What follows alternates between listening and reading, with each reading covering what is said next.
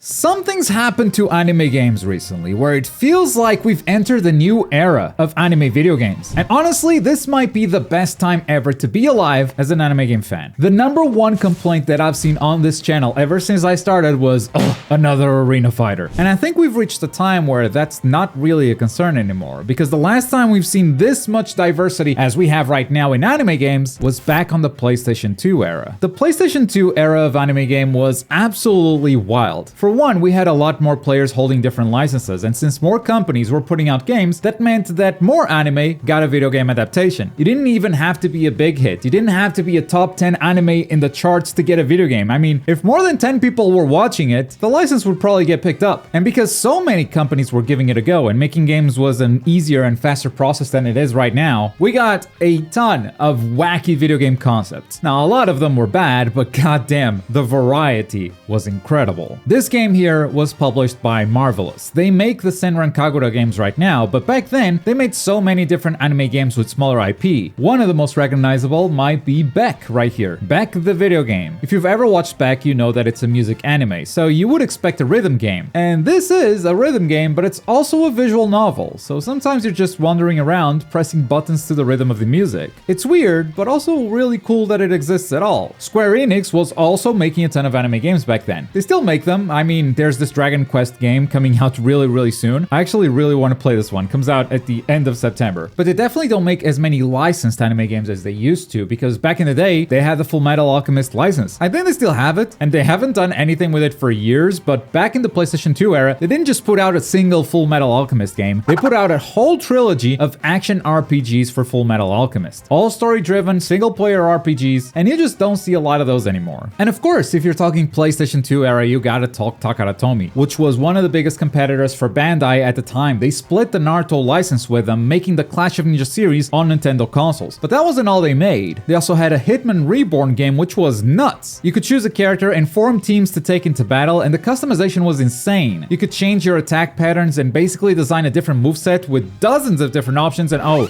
it's an arena fighter. And we all know what happened afterwards. Budokai came out, Budokai Tenkaichi, both sold like crazy. The same thing happened with the Ultimate Ninja series and then Ultimate Ninja Storm on the PlayStation 3, giving Bandai the biggest anime games in the market with the biggest IP in their pocket. And they just kept making the games that players actually bought, which were fighting games, or more specifically, arena fighters. So this PS2 era feels like a lost time, one that we will never see again. We have completely ruined it by only buying one genre over and over. And this lost time is unlike anything that we see nowadays, right? Raw. I don't know when this happened, but look at the world around you. Here's a battle royale. Here's a turn-based RPG. Here's a board game. I don't really know what to call this game. Like, what is the genre beyond action? It's not just combat, because the movement is just as important. There's character creation, and customization is such a big part of it. It's also a team game. I don't think there's a game that looks anything close to this. It's that unique. So we have gone back to that PlayStation 2 wacky era of video games, and I don't really know when this shift happened. Maybe it was here all along, and we're only talking about the multi-platform side of things, you know, the games that come out on PlayStation, PC, sometimes Xbox as well. Because if we go over to the Nintendo Switch side of things, oh boy, it's a whole new world. Let's quickly go over a few games that I've never talked about on the channel before, with the exception of Demon Slayer Sweep the Board. Nothing takes me back to the PlayStation 2 era like an anime game IP becoming a board party game. Obviously, the Switch is a great fit for this because of their history with Mario Party, but back on the PlayStation 2 era, we also had quite a few of these. I mean, I've talked about my favorite a few times, One Piece Pirates Carnival. The minigames on that one were just fantastic, and the board was a nice alternate take where you don't really move as dice. Instead, you choose which squares to flip over and try to conquer them with a minigame. But there were others. Quite a few didn't make it all the way to the West, but I mean, you had a Naruto board game, for instance, back on the original PlayStation. And now here we are. A new Demon Slayer board game is coming out in 2024. Also coming out for the Switch is the first Spy Family game ever. It's called Spy Anya Operation Memories. It's actually also coming to PC and PlayStation, but since it was announced on a Nintendo Direct, my brain kind of associates that as a Nintendo game.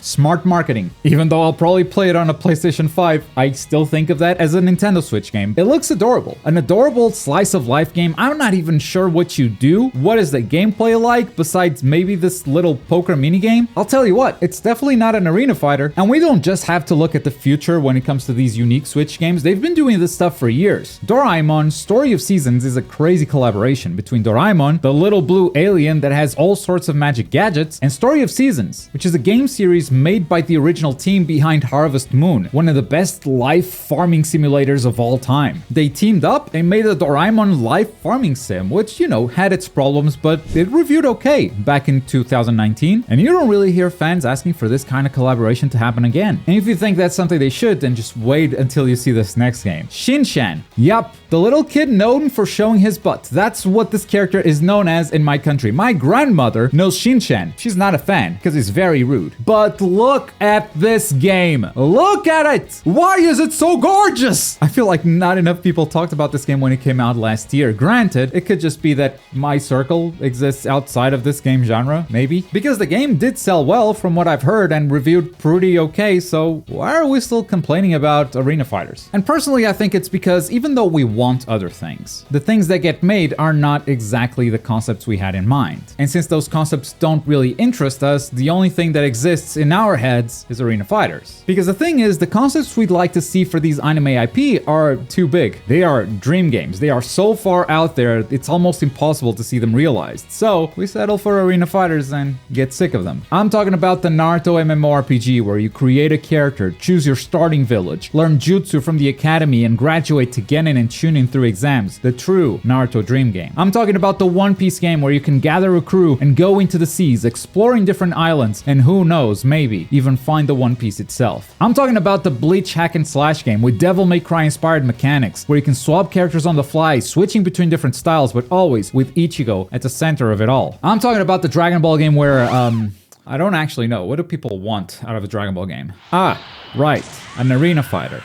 My point is, maybe our message shouldn't be, another arena fighter, but instead something a bit more positive and constructive, like, I would actually love to see a game like this. For instance, what would you like to see out of a Demon Slayer game instead of the board game? Maybe comment what you'd like to see instead of, no one asked for this. Because that really helps no one. And if arena fighters are the biggest games ever, why would companies ever do anything else? Why would they risk doing anything else? That's why things are still played very, very safely on the PlayStation, Xbox, and PC side of things. That's why arena fighters still rule this space, because games are getting expensive to make, which means each game is a gamble for a publisher. And with licensed games specifically, there are a lot more companies than normally involved in making a video game, and the more companies are involved, the more risk-averse the project becomes. But also, hey, we did just see a turn-based RPG, whatever Shinobi Strikers is, and Dead by Balls. The Nintendo Switch not being the powerhouse that the PlayStation 5 and Xbox Series are is actually a blessing in disguise here, because you cannot impress an audience with graphics alone on this platform. Let's be real, I may be excited for these games, but they don't look great. Graphics are not the selling point here. Developers are forced to win you over with unique concepts, stuff that you're not used to seeing, but that also looks exciting to play or looks exciting to explore this universe that you love. And I think this trend will only grow bigger the more the Switch falls behind technologically. I mean, who is buying Mortal Kombat on the Switch when it looks like this? It must be an accidental purchase, right? And the Switch has always been that console with the most unique concepts, the one that is doing things differently from everyone else. And in anime games, that is no exception. So maybe we're not getting as many arena fighters as you think. Maybe you're just not looking in the right places.